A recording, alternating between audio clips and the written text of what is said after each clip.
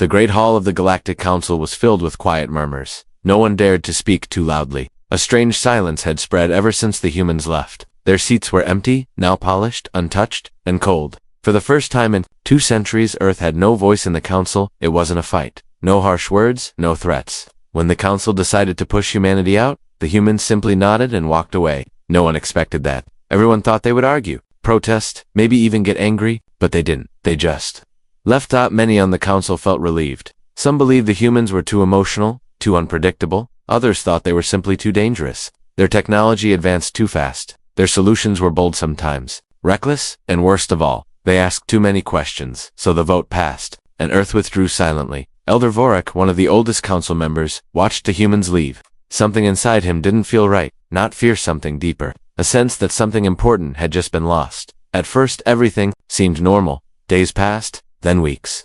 The council continued its work. New laws, new alliances, new problems, until the first report came in. A small research station at the edge of the galaxy had gone silent. No signals, no alarms, just ...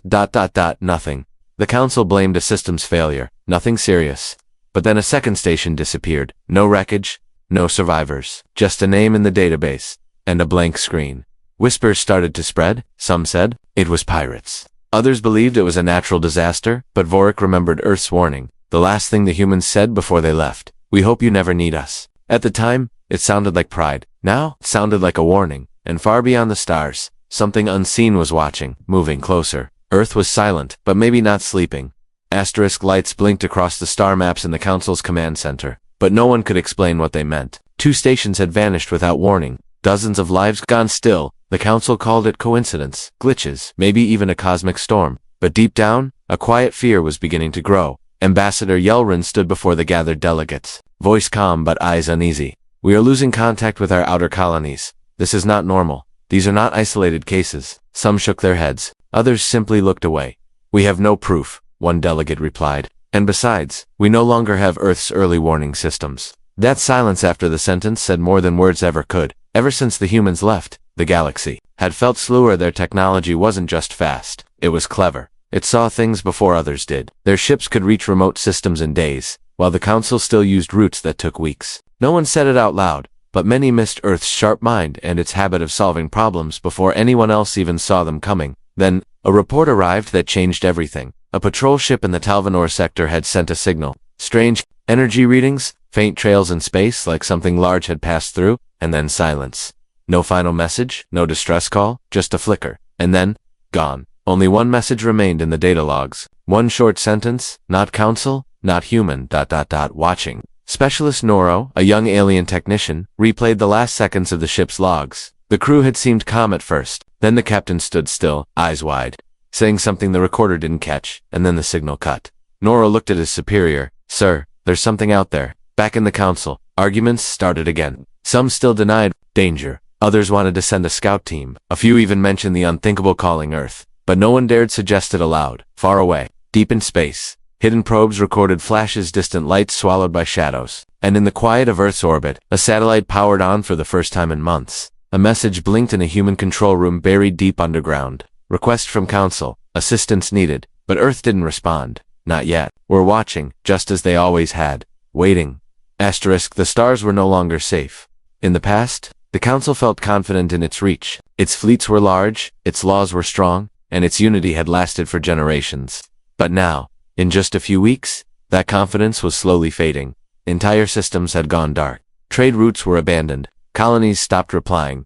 And still, Earth remained silent. On the moon of Delvanor, once a bustling colony of 6,000, a rescue vessel arrived late. Too late. No people, no remains, no clear signs of what had happened. Buildings stood untouched. Lights were still on. Meals sat cold on tables. It was as if everyone had simply stood up and disappeared. The rescue team, made up of 3 different species, didn't speak much during the sweep. But when they returned, one thing was clear. They had found no life. And yet, they all felt they were being watched. In the Council's central chamber, fear was now being replaced by frustration. Delegates demanded answers. Leaders blamed each other. Many quietly began to realize what had changed. Before, when unknown threats rose from the dark, humans were the first to respond. Not because they were ordered to, because they chose to. Human patrol ships once moved fast through dangerous sectors. Their captains were bold, their scientists curious, and their methods, while not always polite, were always effective.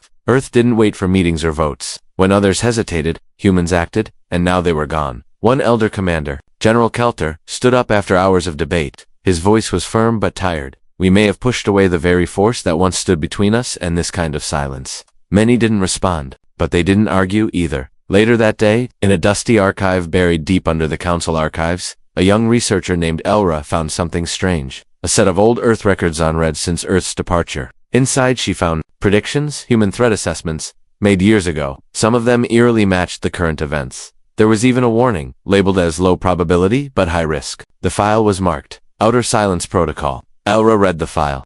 Then read it again, she whispered to herself. They saw this coming. Back on Earth, hidden under layers of sky shielding and cloaked satellites, a quiet meeting was taking place. A group of human strategists, retired officers, and diplomats sat around a dark table. A signal had been received, not just one but several. The council was losing control. The galaxy was sliding into confusion. A gray-haired man at the end of the table leaned forward. They told us we weren't needed anymore, he said. Now they send messages, but do they want our help, or just our tools? Another replied, they pushed us out. Now they're learning what that cost. Outside the building, stars flickered across Earth's sky. No panic, no alarms, just quiet planning. The humans had not vanished. They had simply stepped back, and now, the galaxy was beginning to understand what that meant. The council chamber was colder than usual, not in temperature, but in spirit. What once echoed with confident voices and firm decisions, now trembled with doubt. The recent disappearances were no longer being called technical issues. No one said the word out loud, but all minds pointed to the same truth. Something unknown was spreading, and the galaxy had no shield left, and the shield they once had was Earth. But calling Earth back meant admitting they were wrong. Delegates whispered behind closed doors. Some feared losing pride, others feared losing power. But a small group of senior members, those who remembered Earth's fell in secret. Their plan wasn't official, it wasn't even allowed. But the moment called for something greater than rules. They chose 3 ambassadors, one from the Shirali, one from the Valari, and one retired human, Alian, old friend of Earth. Though long separated, their mission, return to Earth. Speak not with demands, but with humility. Ask for help. The journey to Earth was quiet. No diplomatic flags, no ceremonial music, just a small, fast ship cloaked in silence. As they approached the Sol system, they were surprised that there were no transmissions, no greetings, not even warnings. And yet, Earth was not undeft. NDEFENDED. Satellites hidden in the dark followed their ship. Cloaked platforms shimmered on the edges of planets. Artificial moons shifted positions slowly, like they were watching. Then the ship was stopped at my weapons, but by a single beam of light that scanned them from boat to engine. A calm voice came through the ship's system. State your purpose, the ambassadors explained. They spoke of the disappearances, the fear, and the need for cooperation. There was no anger in their voice, but no confidence either. Silence followed, then coordinates were sent. Not to Earth's surface, but to a station hidden above Neptune. When they arrived, it felt nothing like a council meeting. No grand halls, no endless speeches, just a quiet room. A human figure stood inside. Young, sharp-eyed, dressed in simple black, he said. His name was Director Rain, nothing more. We know why you're here, he said, and we've been watching too. The ambassadors looked at each other, unsure what to say. Rain continued. Your council made a choice. You believed humans were unstable, unpredictable, too different. He stepped forward slowly. You were right, he said. We are different. That's why we survived when others vanished. The Shirali ambassador nervously asked, will you help us? Rain didn't answer immediately. Instead, he walked to a console and brought up a hologram. One by one, dozens of red dots appeared at one, a missing colony or station. Then a second map appeared beside it. It was Earth's own data. More accurate, more detailed, and far more alarming. You're asking for help now, Rain said softly. But we never stopped preparing, we never stopped listening. He paused, and we never forgot how we were treated. The room stayed still, outside the station, far beyond the quiet halls. Engines were already humming. Earth had never turned away, they had only stepped back. And now, they were deciding whether to step forward again, or let the galaxy learn, one system at a time. The full cost of pride. Stars flickered gently outside the viewing windows of the Neptune station. But inside the room, tension hung heavier than gravity. The ambassadors sat in silence, unsure if they were negotiating or being judged. They had come to ask for help, but now it felt like they were asking for forgiveness. Director Rain stood with his back to them, watching the stars and thought. His voice finally broke the silence. It's easy to ask for help when things go wrong. But where were your voices when we were pushed away? The Valari ambassador spoke softly. We followed the council's vote. We didn't know this would happen. Rain turned around. You didn't ask what might happen without us. You just assumed things would stay the same. He tapped the console, and a massive hologram appeared. Earth's fleet. Not the fleet the council remembered from years ago. This was something different. Sleeker, faster, and strangely quiet. It moved like it had been built not for glory, but for survival. We didn't stop building, Rain said. We just stopped showing. The ambassador stared in silence. Dozens, maybe hundreds of ships hovered in the dark above Earth, hidden behind layers of stealth and deep space camouflage. They had been there all along. The Shirali ambassador finally asked, "Will you help us stop whatever is out there?" Rain didn't answer at first. He studied them. "Help isn't free," he said. "Not this time." The ambassadors looked at one another, uneasy. "You want ships," he continued. "You want strategies. But do you want our leadership? Do you trust our judgment? Because if we step in now, we won't follow your counsel. We'll act on our own terms, the way we always have." It wasn't a threat. It was a truth. Back in Earth Command, the signal from Neptune was forwarded to a room where a quiet vote took place, not among politicians, but among Earth's Defense Council, made up of veterans, scientists, and former diplomats. The question wasn't just whether to return, it was how. Meanwhile, a fleet of unmanned human probes was already mapping the silent sector's areas where colonies had gone dark. Earth knew more than the Council expected. They had data, they had a plan, and above all, they had a choice. Hours passed. Then a reply was sent from Earth to the ambassadors, a short message. Not full of ceremony, but full of weight. "We will respond, but we do not return as guests." From the moons of Jupiter to the shipyards above Mars, Earth's engines came alive. Hangars opened. Old vessels were reactivated. New ships, never before seen by alien eyes, were pulled from shadows. The humans weren't rejoining the Council. They were coming to take the lead. And somewhere in the dark, beyond the edge of known space, the unknown presence that had been swallowing colonies slowed just for a moment, as if it sensed something familiar had awakened. The stars felt different now. Ships across the galaxy began receiving strange signals, encrypted, precise, and unmistakably human.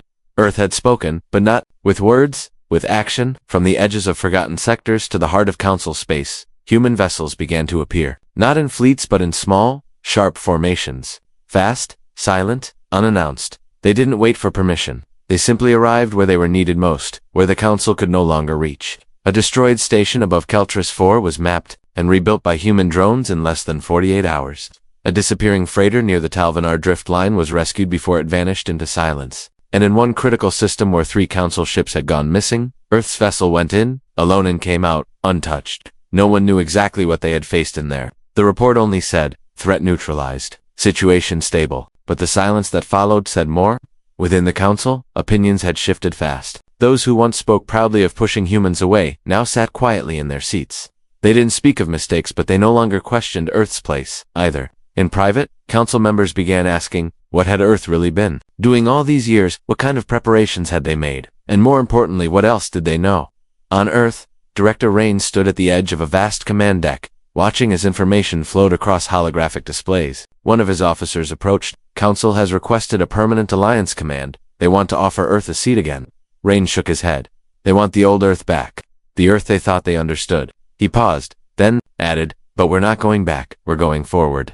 Far beyond Earth, something ancient and quiet continued drifting through the dark. It wasn't a creature, it wasn't a fleet. It was something stranger, a presence that had no name. It fed on systems, avoided strong defenses, and followed silence. Until now. Now it faced a force it didn't understand: humans who moved without warning, who didn't wait for orders, who treated danger not as a threat, but as a puzzle. And in the cold void where even light struggled to travel, the presence paused. Because humans weren't just resisting, they were studying, learning, preparing. In the end, Earth didn't rejoin the Council. They built something new. A network of protection not based on votes or politics, but on results. And for the first time in generations, the galaxy felt watched, but in a good way.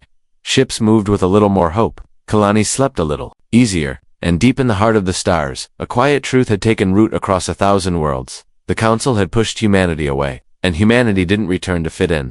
They returned to lead.